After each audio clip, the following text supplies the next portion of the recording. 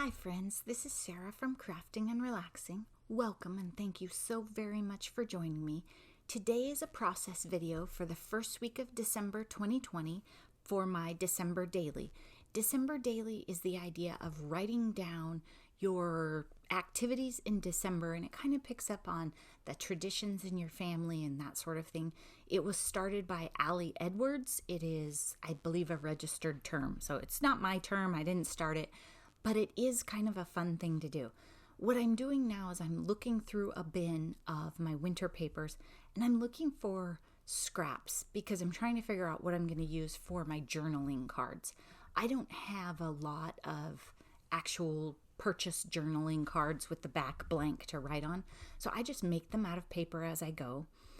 And I sewed this journal together myself, so it doesn't lay flat yet. It's still getting trained as a journal. But I'm just showing you, I did a little bit off camera. I believe I showed this in my updates video at some point, and then I prepped it a little bit off camera. And in this video, I'll slow it down in some places so you can see, but there I'm just grabbing, you can see I keep tiny scraps of mirror paper. I needed the number 2 because the stickers I was using didn't have any 2s left, probably because I used them on the cover to write 2020. And I decided, since this is a junk style journal, I can't recall if there are or will be any actual junk mail items. They're probably almost all scrapbook paper and paper I've dyed, prepped, purchased, or been gifted. So not truly a junk journal, but it is junk journal style. And because of that, I didn't want all of my numbers, my 1 through 31, to match. And I have a tendency to take things that I know I want to use in my journal. This is for me, so most things will be blue, and put them in a pile. And I had this piece of paper that was from that vintage scrapbook. So this is paper from like the 40s or 50s that said "Joyful Days Ahead." I don't know if I wrote that or one of my friends did. I don't know. I might have been testing the paper because I know it's very brittle and I wasn't sure if you could write on it. So I know at some point I tested it before I put it in journals in my Etsy store. Then I tore around the edge and I slowed it down a little so you could see. If you want to see the edge of your paper really well, when you hold it, you tear towards you. If you tear in different directions, you're going to get different results. So experiment with that if you're not familiar. Then I'm just grabbing washi tape off the wall. I have all that wonderful blue washi tape within reach, and I love it. Then I glue down the ends a bit because I don't want them to curl up. Over time, it will curl. So when you put washi on the outsides of envelopes or journals or that kind of thing, if you don't want it to curl, you need to glue it. There, I found that page with like those 70s blue stamp coupon things and put it on there. The Joyful Days Ahead paper would not have made a good tuck spot. It wasn't sturdy enough to do that. It's a little bit, I don't know, but it tears easy. Not that it tears, it punctures really easy. Then I'm experimenting with the 3.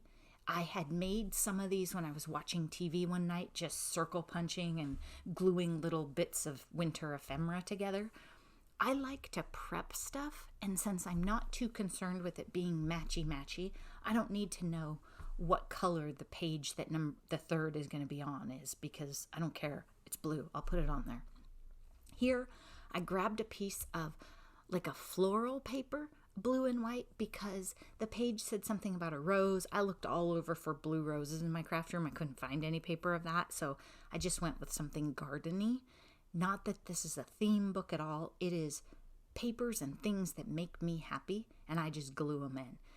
And the editing of this video is funny because when I really get on a roll, I go fast.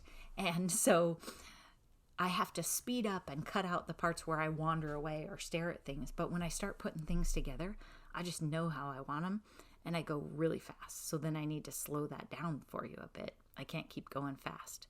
This was a piece of paper that was in like a coloring book or something that my friend Andrea gave me a long time ago. And then I went around the edges with a like gray black paint, and then that sparkly blue glitter pen that Noni gave me. But it was from a coloring book, and I found it not too long ago when I was cleaning. And I thought, oh, I love that. So these are things that they're not necessarily winter, they're not even holiday, but they are things I like and they're blue and fun. And what I did there was I saw a page that I thought it would go on and I tucked it in. So as I work my way through my journal, if I find something I know I want to use, but it doesn't go on the page I'm in, I shove it in one further that I like it with. And so you'll see me do that a couple different times. I look at it, it doesn't work for this page. This page, I had a really hard time getting something that I wanted because it had to be a little narrow. Then here I just got on a roll and decided I wanted to layer on top of that paper. I don't know why, but I did. For some reason in my craft room, when I was finding blue things and things that I wanted to play with and cleaning, I found clothes patterns for doll clothes. And I don't think I ever intentionally obtained them, but somebody gave them to me or I got them at an estate sale or something. Maybe one of you is thinking, yeah, I gave those to you. They are adorable. And so I took one of those, I glued a snowflake on it. I colored the corners blue when I was playing with the blue art glitter or glitter marker. Then I trimmed it narrower because it wasn't fitting on the page and then re-rounded the corners. And I just didn't like the purpley with the blue. That's one thing where I have a little trouble with my blues. And then I loved it on this page. I tried it and I was like, oh, I know what it's going to be. Then I grabbed some washi and I turned it into a flip.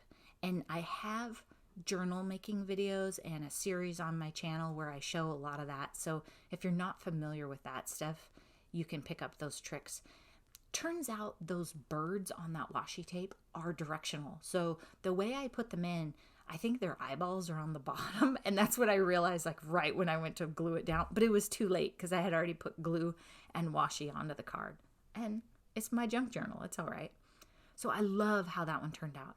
That memories card is a little bit purplish. That paper was a little bit purplish. I liked it. And then I kept moving that like accordion tag book further because it just wasn't working.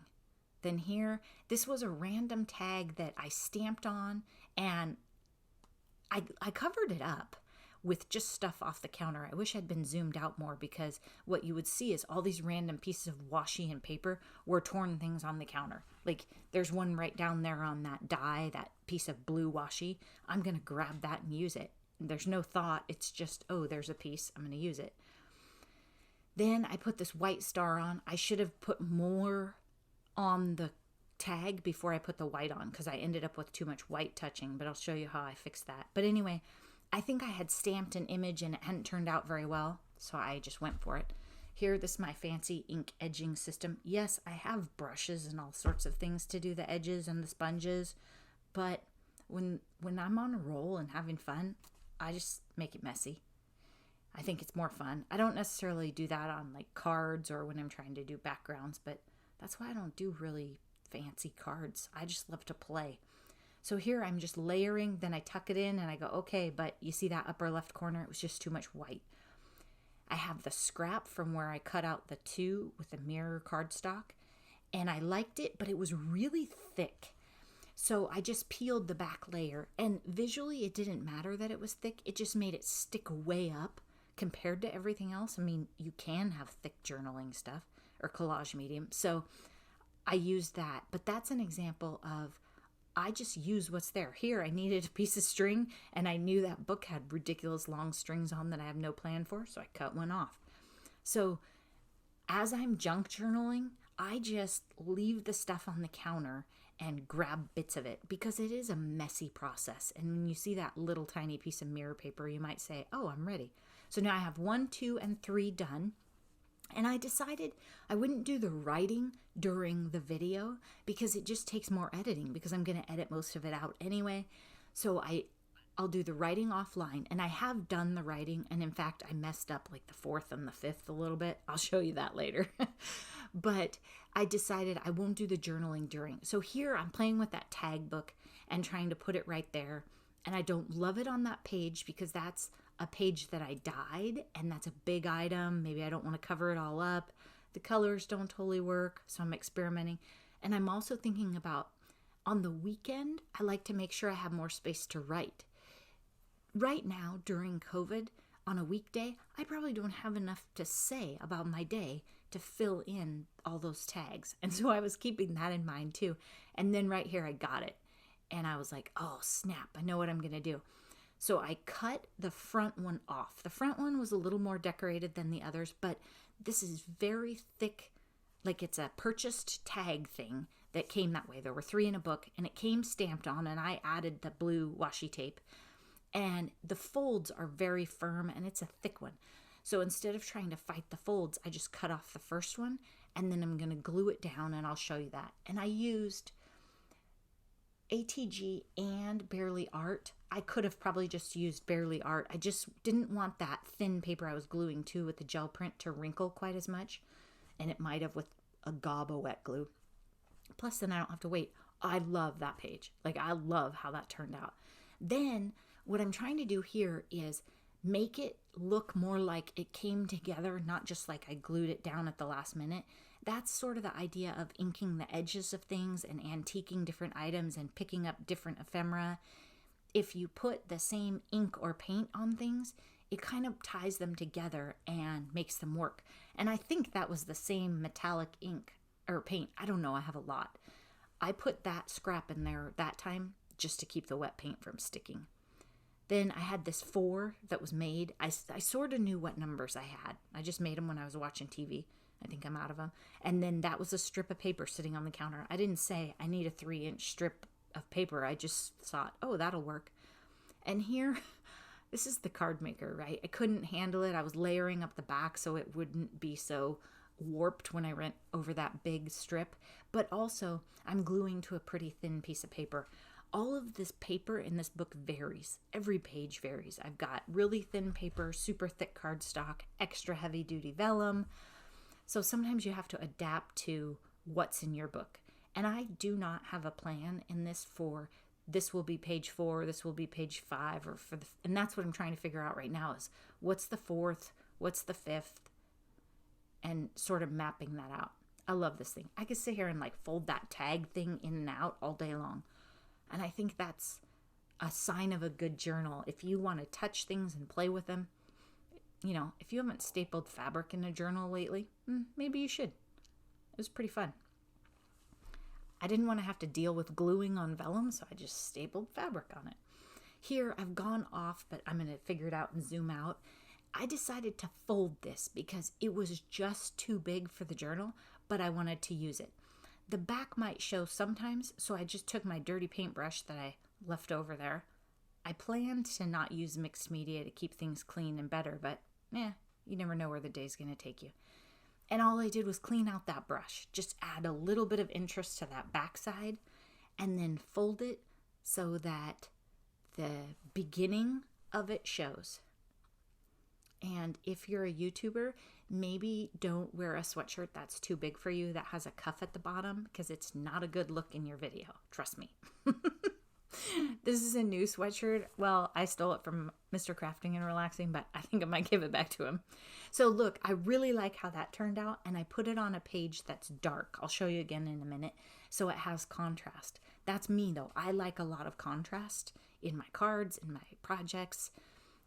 Some people like pastels. I don't like pastels. Typically don't speak to me because I like a lot of contrast. I love how that one worked. What I do is I go back to the beginning and then I keep stopping at this page that I haven't done yet because I keep finding things that are fun that work on later pages. So this is the back of the vellum. It has some staples poking through it. And this is sturdy vellum. This is like 20 years ago, Stampin' Up! Sold this vellum that was like kind of marketed to make sleeves for candle holders, lamp shade things. I mean, it was a thick vellum. And you could use any vellum in your journal, but I still have a lot of this stuff floating around. So that was a super thick page. It was actually something where I tried to cover my lamp for glare for you guys, and it didn't work. So I just ripped it apart and shoved it in a journal. Here, I just grabbed my silver pen and I was playing with it. The gel print had a pattern on it. The paper had a pattern, and I was just edging the parts of it. Just grab your pens and sit and watch TV one night if you want. I'll probably do that and it won't show for you much in the video anyway. Then I got out a scallop punch just because I hadn't used one in a while.